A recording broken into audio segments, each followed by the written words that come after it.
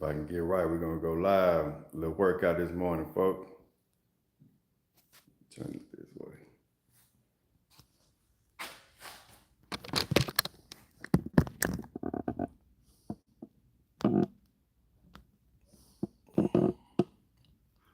I think that'll do. I'm not sure.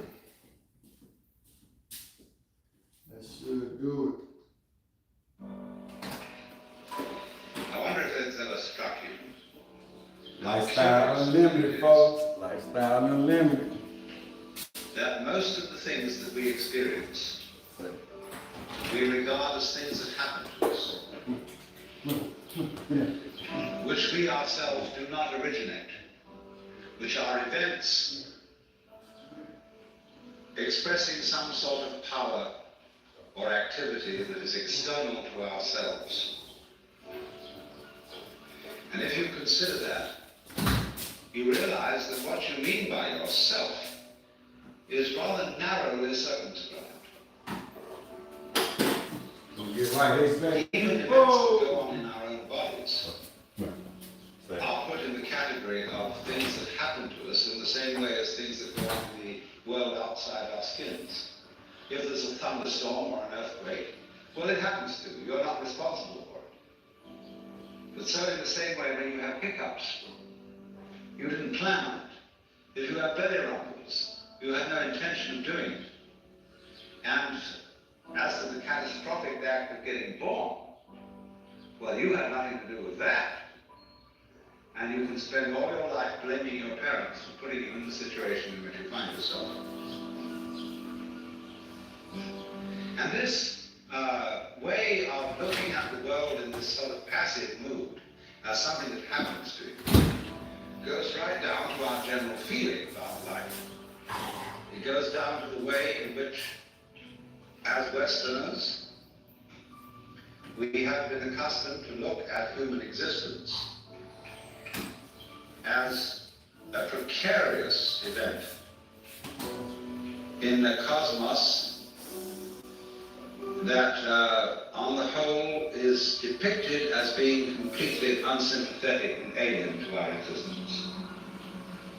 In other words, if you're reared with a 20th century, or shall we say an early 20th century common sense, which is based on the philosophy of science of the 19th century, with its rejection of Christianity and Judaism, you regard yourself as an accident, a biological accident, in a stupid universe, which is mechanical, but has no feelings, no finer feelings. A vast, pointless gyration of radioactive rocks and gas in which you happen to occur. Of course, if you don't have that point of view and you are more traditional, you look upon yourself as a child of God. And therefore, under authority.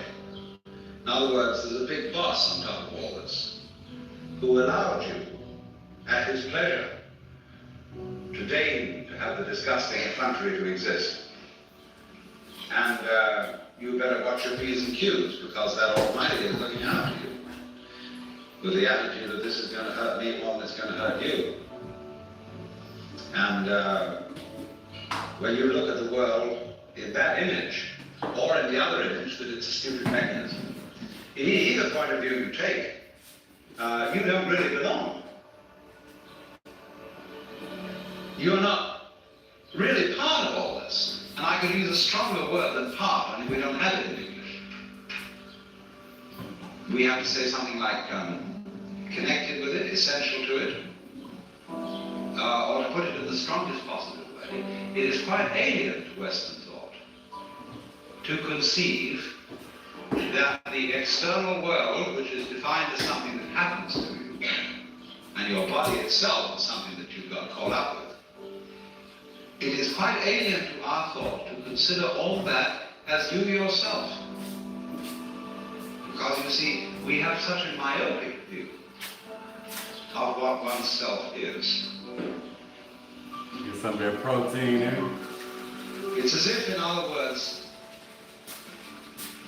we selected how much experience is really to be regarded as me. Greens. As if you focused your attention on certain restricted areas of the whole greens in there. experience. Because I am great. Say, I will take sides with that. I'm rich. Of it. Some of y'all might think that's funny. You gotta tell yourself that. I'm great. I'm awesome. It's gonna be a great day. Ain't that right? Keep going. Which is You gotta decide what the day the gonna be. different points of view you get when you change your level of magnification. That is to say, you can look at something with a microscope and see it a certain way. You can look at it with the naked eye and see it in a certain way. You look at it with a telescope and you see it in another way. Now, which level of magnification is the correct one? Well, obviously, they're all correct. They're just different points of view. You can, for example, look at a newspaper photograph under a magnifying glass, and where with the naked eye you will see a human face, with a magnifying glass you will just see a profusion of dots, rather meaninglessly scattered. But as you stand away from that connection of dots, which all seem to be separate and apart from each other, they suddenly arrange themselves into a pattern. And you see that these individual dots add up to some kind of sense. Now you'll see at once from this illustration that maybe you, when you take a myopic view of yourself, as most of us do, but you may add up to some kind of sense that is not apparent to you in your ordinary consciousness. When we examine our blood streams under a microscope, we see there's one hell of a fight going on. All sorts of microorganisms are chewing each other up.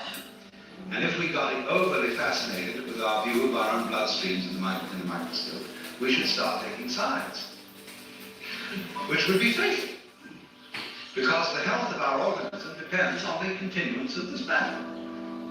What is, in other words, conflict at one level of magnification is harmony at a higher level.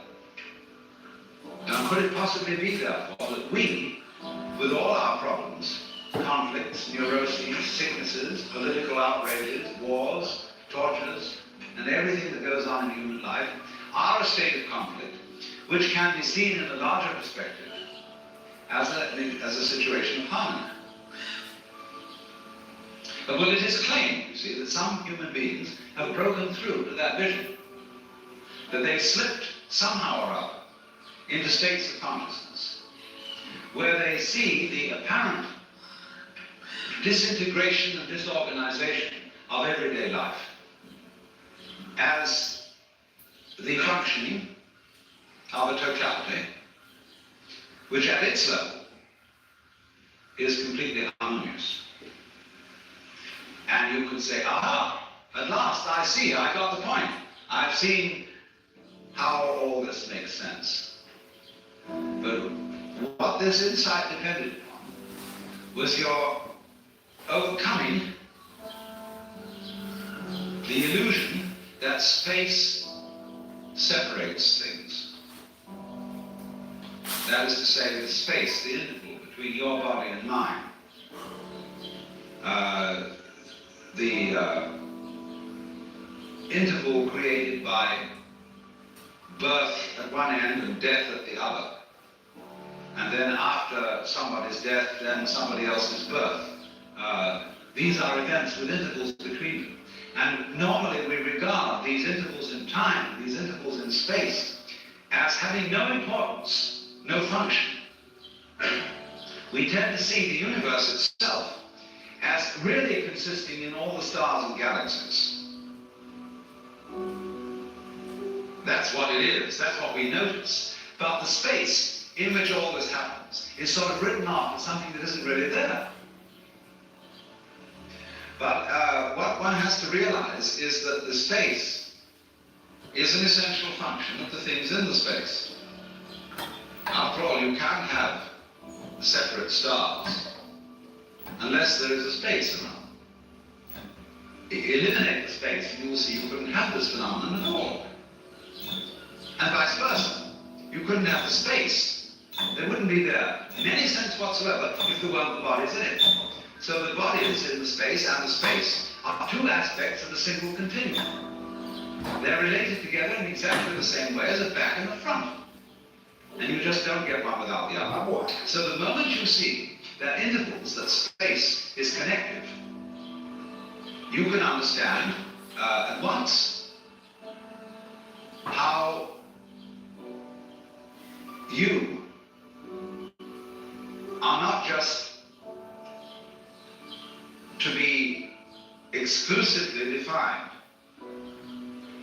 as a flash of consciousness that occurs between two eternal darknesses, which is the popular common sense view which Western man has of his own life. That you consider that in the darkness that comes before your birth, there was no you, and in the eternal darkness that follows your death, there is likewise no you. And I'm going to discuss these matters not by appealing to any special spooky knowledge, as if I had been traveling on the higher planes and knew all my previous incarnations and therefore could tell you authoritatively that you are much more than this individuality. I'm going to do it on the basis of complete common sense, that everybody has access to the facts. And that just what you have to realize is that life is a pattern of immense complexity. And what you call yourself as a living organism, say, I am my whole body at the very least. Now what is that body? That body is recognizable, and I recognize my friends when I meet them again, good luck, and you recognize me. Although the last time any of you saw me, I was absolutely something entirely different from what I am now. Good one, man. Just as the flame of a candle is never a constant. The flame of a candle is a stream of hot gas. Only you say the flame of the candle as if it were a constant. It's not. Well, it is a recognizably constant pattern. The spear-shaped outline of the flame is a constant pattern. But in exactly the same way, we are all constant patterns. And that's all we are. The only thing constant about us at all is the doing rather than the being. It's the way we behave, the way we dance. Only there's no we that dances. There's just the dancing. Just as the flame is the streaming of hot gas, just as a whirlpool in a river is the whirling of streaming water. There is no thing that whirlpool.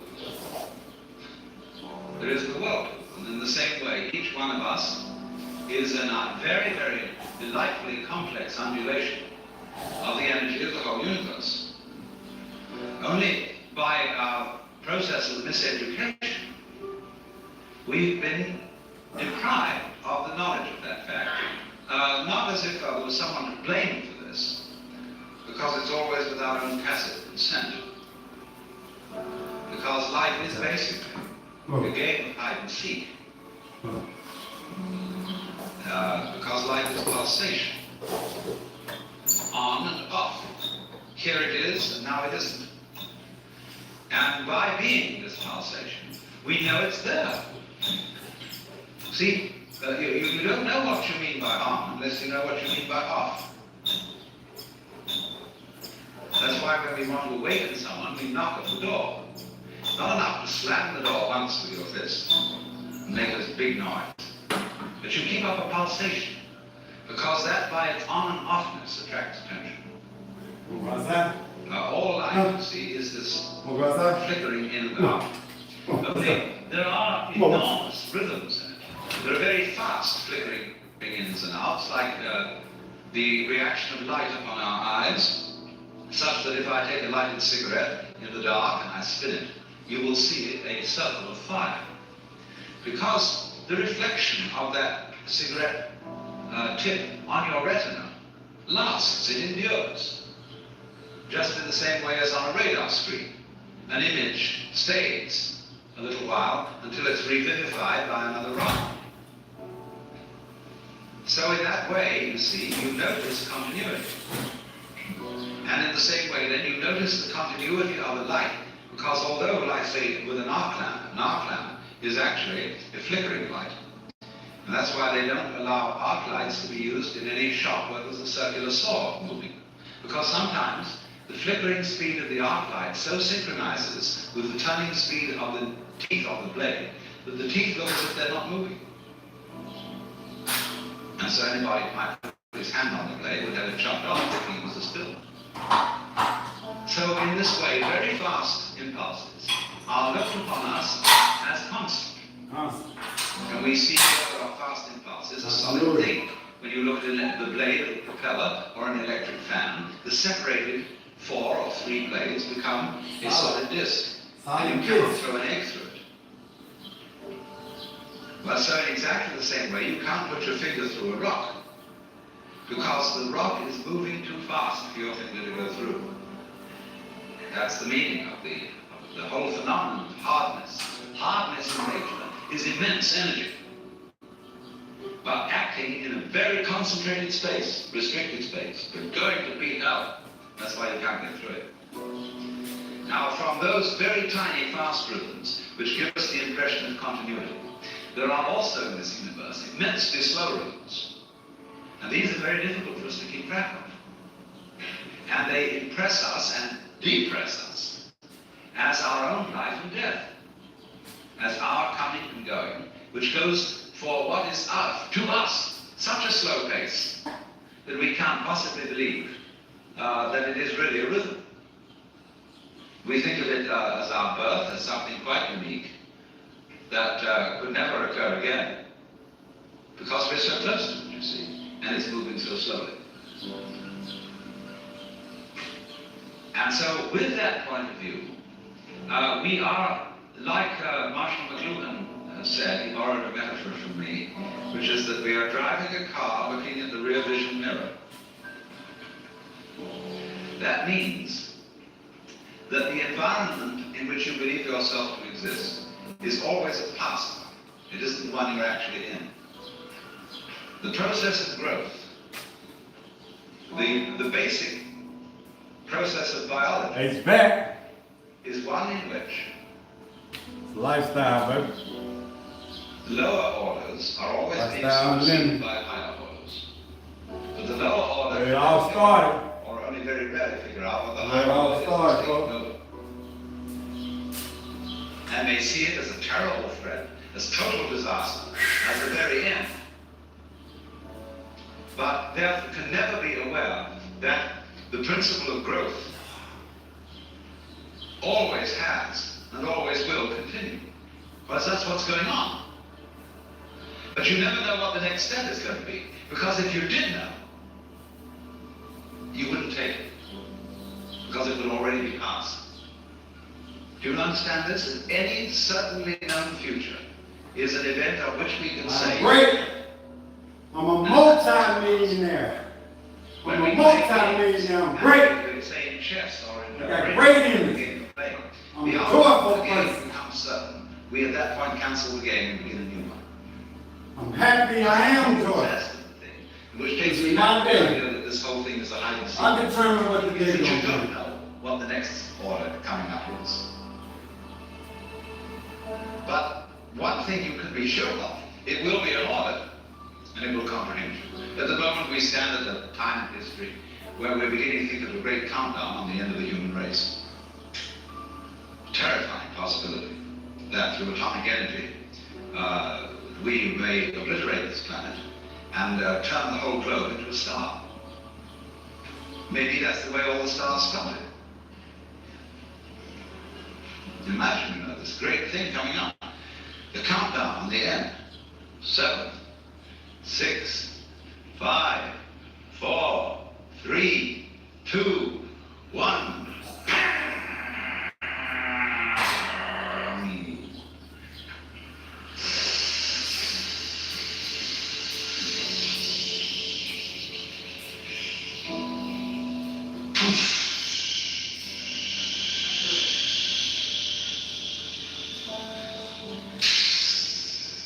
Where have you heard that before? You can sit on the seashore. And you hear the waves going in and out. And you don't stop to think. That's what you're doing. That's what the whole business is doing. And there are places where the wave mounts and mounts and it gets too big for its boots or whatever, and it spills and breaks. We could do just that. But very important to realize that that's what you're doing, because then you don't get panicky about it. And the person who's going to press that button is the person who's panicking. So if you realize that that's what it is, and that it doesn't really matter if the whole human world does itself, then there's a chance that it won't do it. That's the only chance we have.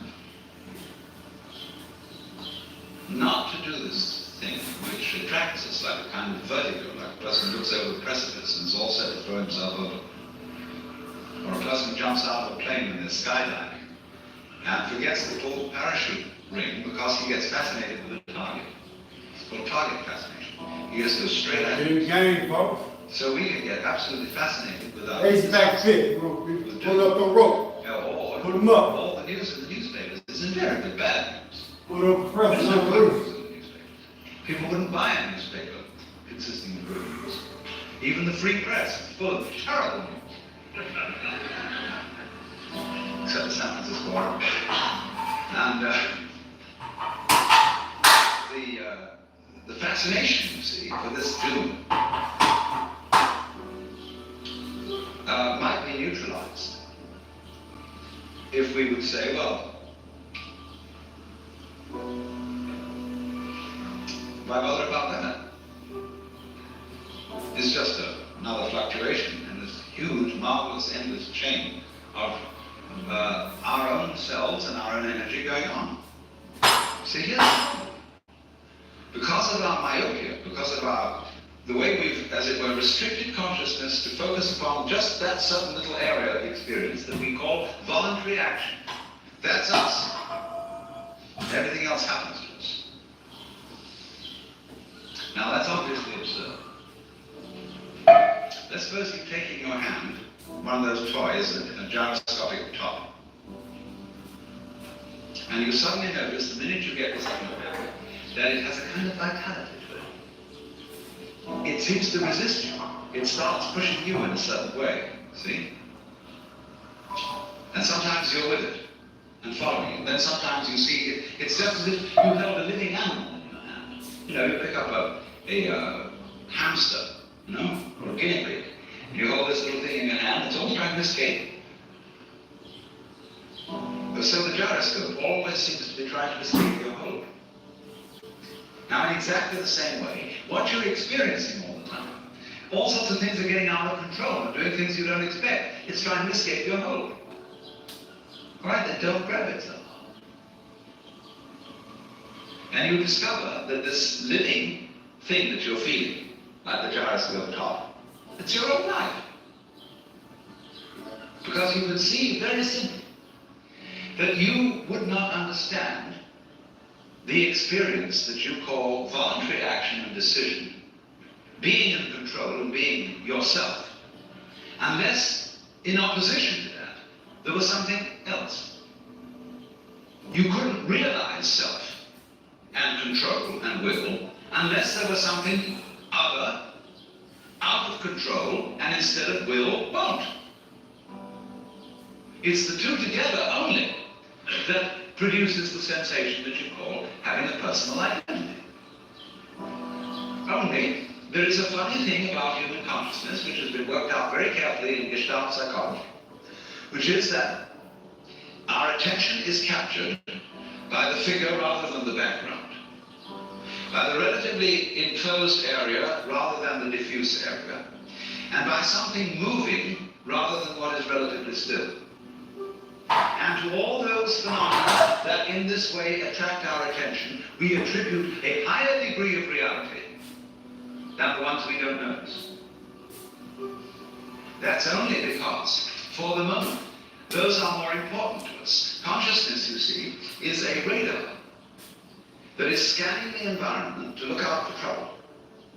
just in the same way as a ship's radar is looking for rocks or other ships. And the radar, therefore, does not notice the vast areas of space where there are no rocks, no other ships. So in the same way, our eyes, or rather the selective consciousness behind the eyes, only pays attention to what we think is important. I am at this moment aware of all of you in this room, of every single detail of your clothing, of your face. 18 minutes in, folks. And therefore I will not be You able need to to go between 30 minutes to an exactly hour. how each one of you looked and what you were wearing. That's it. Don't take much. Because what I notice is restricted to things that I think are particularly important. If I notice some particularly beautiful girl in the audience, then I might notice also what she's wearing. And that would be memorable. But by and large, you see, we scan things over, but we pay attention only to what our set of values tells us we ought to pay attention to. But quite obviously, you as a complete individual are much more than the scanning system. You are in relationships with the external world that on the whole are incredibly harmonious. And so in this way, we have this rather myopic way of looking at things. And we screen out from attention anything that is not immediately important to a scanning system based on sensing danger. But quite obviously, you as a complete individual are much more than the scanning system. You are in relationships with the external world that on the whole are incredibly harmonious. Going back to this illustration of every living body is something like the flame of a candle. The energies of life in the form of temperature, light, air, and food, and so on, are streaming through You your are organs great. in the most magnificent You are strong. You are healthy. and you're all of You far are more healthy. than any candle flame. You are great. Just sitting in these chairs, just going. Only we're so used to it. We say, well, that's so what? Show me something interesting. Show me something new. Because it's a characteristic of consciousness that it ignores stimuli that are constant.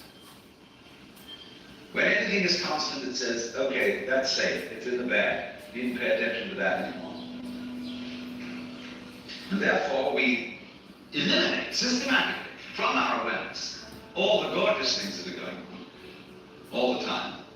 And instead only become focused on the things, the troublesome things that might happen to upset it. Which is all right, but we make too much of it. And we make so much of it that we identify our very selves, I, ego, with the radar, with the troubleshooter. And that's only a tiny fragment of one's total being. So that if you do become aware that you are not simply that scanning mechanism, but you are your complete organism, then very swiftly, in turn, as a consequence of that, you become aware that your organism is not the way you think about it when you look at it from the standpoint of conscious attention, from the standpoint of the ego. From the standpoint of the ego, your organism is your kind of vehicle, your automobile, in which you go around. But from a physical point of view, your organism is again like the candle flame or the whirlpool. It is something which is a continuous patterning or activity of the whole cosmos. The key idea here is pattern. Let's suppose I'm going to borrow a metaphor from Buckminster Fuller. Suppose we have a rope, and one section of this rope is made of manila hemp, The next section is cotton. The next section is silk. The next section is nylon, and so on. Now we tie a knot in this rope. Just an ordinary run-over knot. You find by putting your finger in the knot, you can move it all the way down the rope. Now, as this knot travels, it's first of all made of manila hemp, it's then made of cotton, it's then made of silk, it's then made of nylon, and so on. But the knot keeps going on. That's the integrity of pattern, the continuing pattern, which is what you are. Because you might, for several years, you might be a vegetarian, and you might be a meat eater, and so on, and your constitution changes all the time, but your friends still recognize it, because you're still putting on the same show. It's the same pattern. That is the recognizable individual. But we are trained in our language. The very structure of the language we talk deceives us into misunderstanding this. Because when we see a pattern, we ask, what's it made of? Like you see a table. Is it made of wood or is it made of aluminum? But then when you inquire into what is wood, and how does wood differ from aluminum, the only thing a scientist can tell you is the different patterns, that is to say, different molecular structure of the two things. And a molecular structure is not a description of what something is made of. It is a description of what dances it's performing, what motions, what kind of a symphony this is. Because basically, all phenomena of life are musical. And gold differs from lead in exactly the same way that a waltz differs from a mazurka. It's a different dance. And there isn't anything that's dancing. That is a deception we get into because we have two parts of speech in our grammar. We have nouns and verbs. And verbs are supposed to describe the activities of nouns. And this is simply a convention of speech. You could have a language with only verbs. You don't need any nouns, or you could also have a language with the nouns only and no verbs. And it would perfectly adequately describe what's going on in the world. So if you were used to speaking with a language that had one part of speech, you could say just as much as we can, with two, and be a lot clearer. Only at first it would sound awkward, but you'd soon get used to it.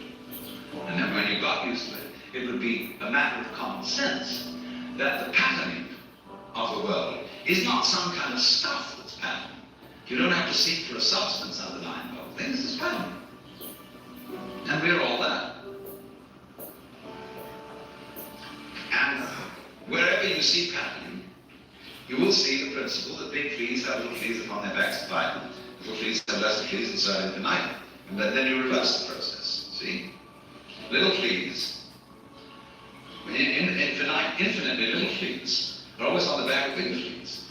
And those bigger fleas are on the back of still bigger ones. And those bigger fleas are on the back of still more loving fleas, you see? It goes the other way too.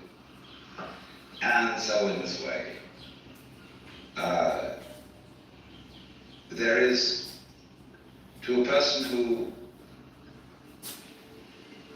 really wakes up, you very soon realize that your existence is not something that is just the hopeless little creature that's suddenly confronted with a great big external world that goes, and eats him up. Every tiniest little thing that comes into being. Every tiny thing. Every minute little fruit fly. I don't want to kill nothing. Or bacteria. Everything got meaning. I will go so far as to say is an event upon which this whole cosmos depends. This thing goes both ways. It's not only that every little organism which exists depends on its total environment. The reverse is also true, that the total environment depends on each and every one of those little organisms. So that you could say this universe consists of an arrangement of pattern in which every event is essential to the whole thing.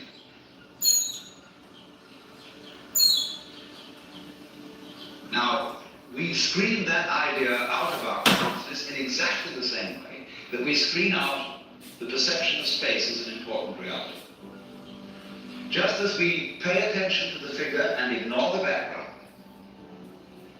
so we see one way of looking at things, namely that the organism is very frail against the environment. It lasts a long time, the environment, but the organism only lasts a short time. What do you mean the environment lasts a long time? What does the environment consist of? Just a lot of little things. And yet there is the environment just as the same way as there is the face in the newspaper photograph behind all those little dots. When you get far enough away from it, you see the face. When you get far enough away from all the organisms and the little bits of things, you see the environment in another scale of magnification. But actually, the whole thing is arranged in a polar system where the enormous depends on the tiny and the tiny depends on the enormous. And you get a relationship between these extremes, which can be called a transaction. That is to say, a transaction when there's buying and selling. It's impossible to have buying without selling and selling without buying. They always go together.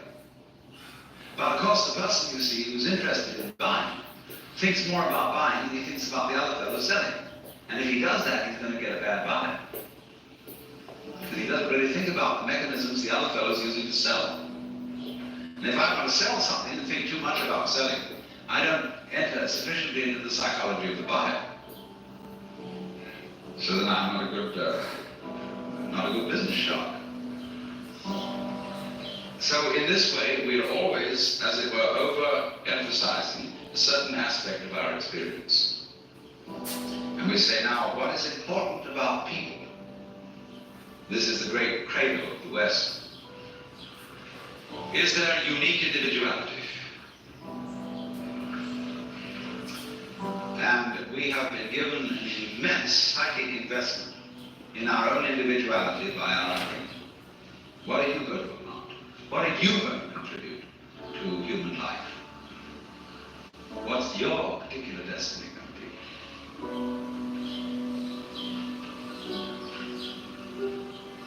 It's a fine idea. But the thing we don't understand is that it won't work, this great idea, without take the indoor air quality. Just as you can't have the back without the front. So you cannot have the values of a unique personality unless at the same time everybody recognizes that there is another level at which we're not unique at all, but that I am you and you are I. That, in other words, the so-called I that we all have, you see, every one of you feels that you're the center of the universe. Hey Google, turn the hallway thermostat off. In a circle, you can turn around and you can see sort of equally far in all directions, especially if you're in a ship in the middle of the ocean. So you're in the middle. And it's true from the standpoint of astronomy. We live in a curved space-time continuum. That is to say, in a universe in which every point may be regarded as the center. Consider a sphere, because of all. What point on this ball is the center of its surface? You can see at once that any point can be the center of its surface. So, legitimately, all points in the universe are the center. That's St. Bonaventure's description of God. That circle whose center is everywhere and whose circumference is nowhere. So everybody's in that situation.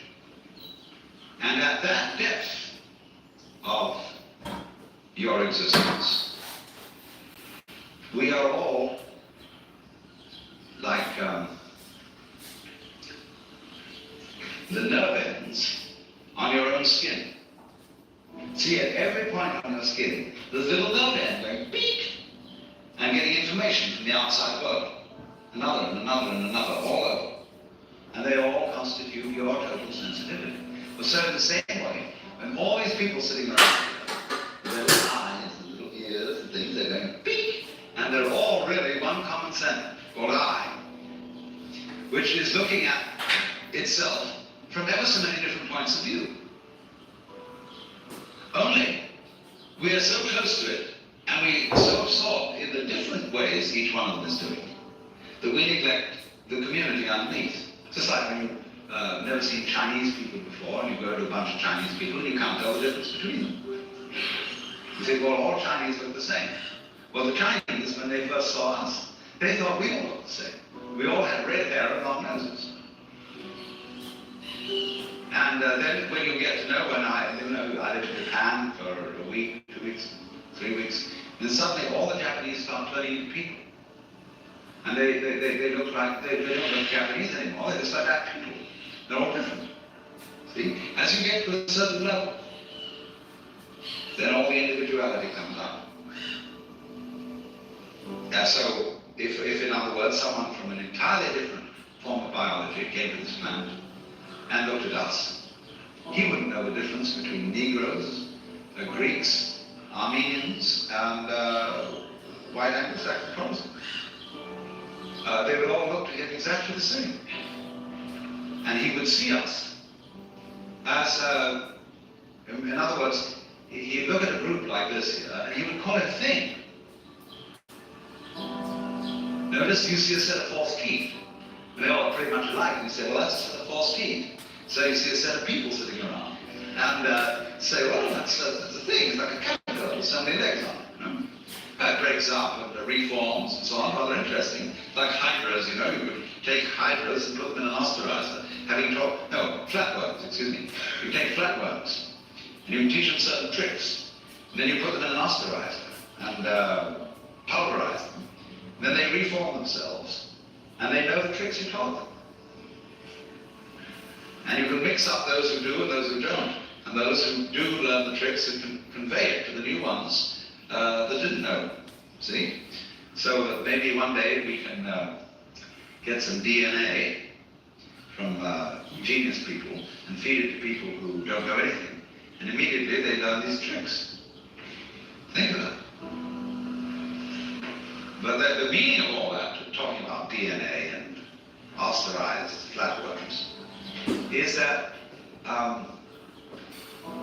what is transmitted all the time is the repetition of pattern, the repetition of certain rhythms. And that this whole rhythmic system may be looked at in this way. Let's just take any pattern. We can form a pattern, say, of like this. See? I make a kind of a loop-ended cross in the air. Now, let's consider what is the problem involved in analyzing that pattern into smaller parts.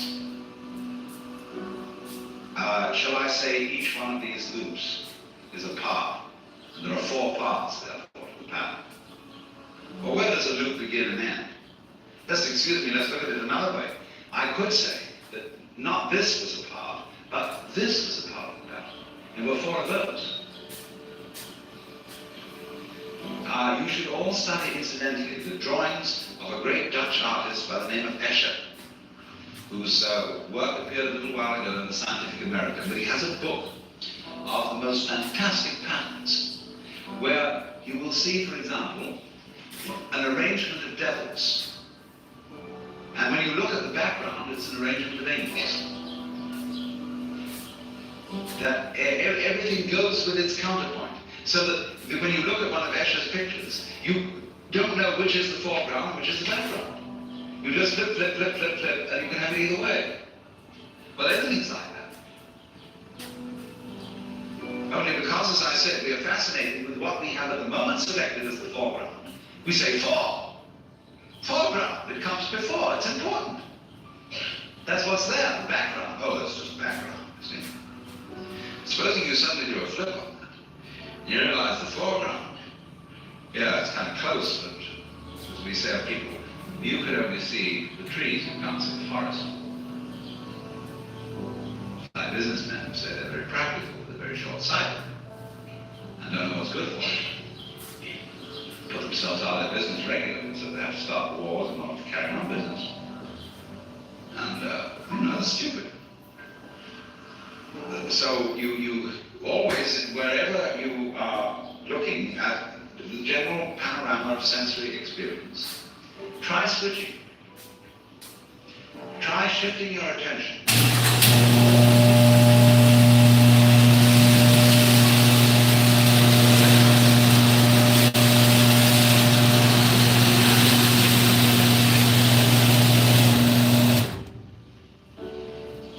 All painters The world is out there waiting. Because especially if you're working in oils, you actually have to paint in the background. Weavers know this, because when they're making patterns and weaving, they've got to weave the background as well. Or if you do needlepoint with embroidery, think of the hours you spend putting in the background over the canvas in wool. And you become aware of it. Same way the people who made the great oriental carpets. They're much more aware of the background as constituting an essential part of the total experience. So, as you become aware of this, you'll see the same thing that you notice in music, namely that it is only as a result of hearing the interval between tones that you hear any melody. If you don't hear the interval, you're tone deaf, and all notes are the same noise. All you hear is rhythm. You don't hear any melody. You've got to hear the interval. So then watch the intervals between people. The things that aren't said. The things that are tacit. The things that are implicit rather than explicit in all life. And then you begin to get connected. You know, it's very important to have a connection in life. And to be in the know. And this is the way it fundamentally comes out. Of seeing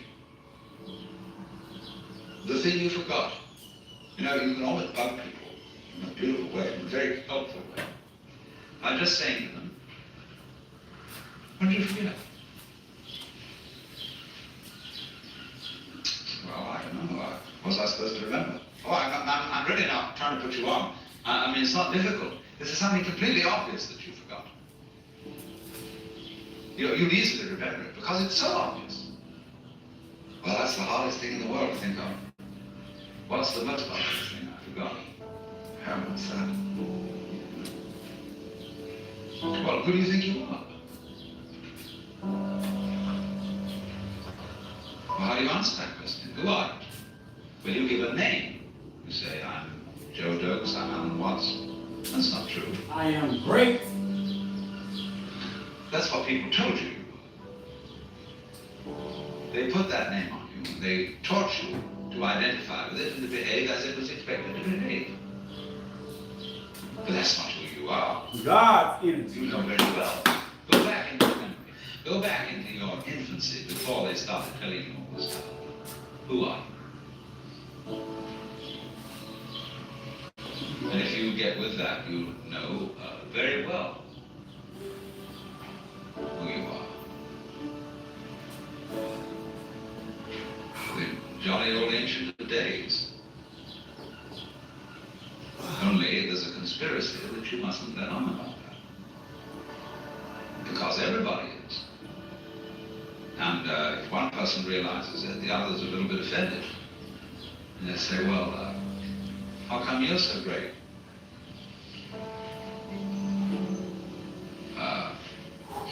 We worked it in Christianity by very clever of allowing just one individual to be recognized as the God incarnate. And nobody else, therefore, could be. And since he had been safely crucified and whisked up to heaven, he wouldn't bother us anymore. So everybody, therefore, who gets an intimation of who they really are and never comes out with it in Christian civilization, people say, who the hell do you think you are? You Jesus Christ? I am. You say Jesus Christ, and he was Jesus Christ, and everybody put him down for it, and that's what you're doing to me. Oh, they say, forget that one. Because it's like somebody comes out and composes some perfectly terrible music. The critics say this man is a cacophonist. He is completely incompetent. And he said, did you read the reviews of Beethoven's First Symphony when it was performed at Vienna? Now the thing is, We allowed one person, you see, one human individual, to be the incarnate God. Because we have all been living in a theory of the universe in which the individual is simply involved in something that happens to him. And we feel that this thing that happens to us is reality. It is facts that we have to face and accept and cope with. See, it's always something other than you. You don't recognize it as an integral part of your own being, without which you cannot know what you mean by the word I.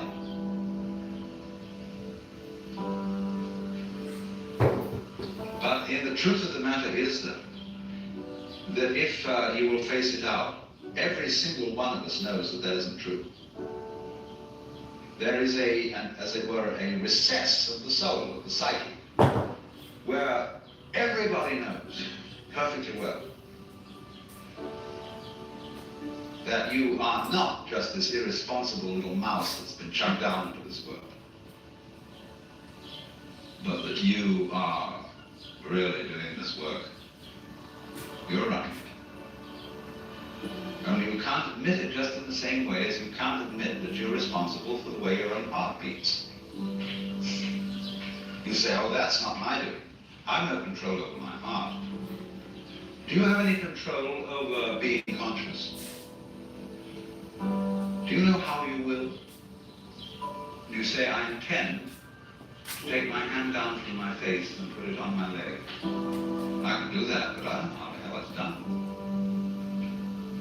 So what we mean by the capacity of voluntary control in the ordinary sense of the word is that we don't understand it at all. So you might say, in a funny backwards way, that the... Alright, HVAC people. Hey, that's a wrap. Even if I'm still going live, I really don't even know. Let's see here.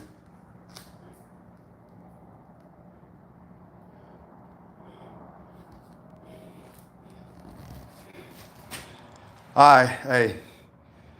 Hope everybody, hey, get a little motivation from this. That's all this was. You know, I ain't say too much.